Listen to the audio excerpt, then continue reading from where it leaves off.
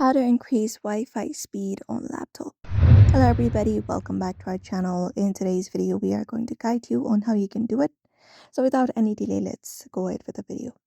So first of all, you can just go ahead and hit Windows plus X and head over to your control panel. If you can't find it here, you can directly use up your search bar in the bottom and search for control panel and open it up.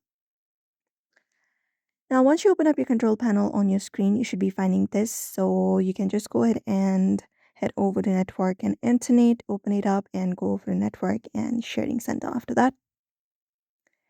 And open it up again. And from network and sharing center, look out for your Wi-Fi network.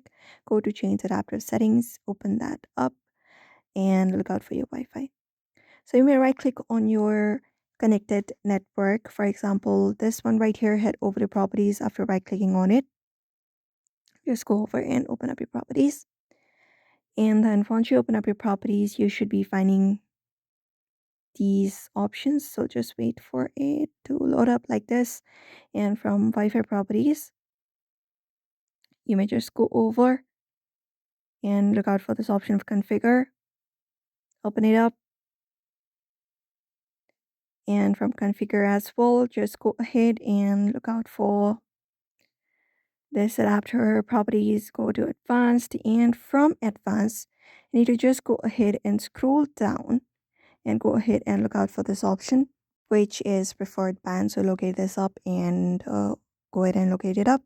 And once you locate it up, you need to go ahead and make the value of this preferred band into prefer 5 GHz band. So just go ahead and select this option from the three value given on your screen. And once you go ahead and change up your value, you just need to go ahead. That should probably increase your speed on your device, your laptop.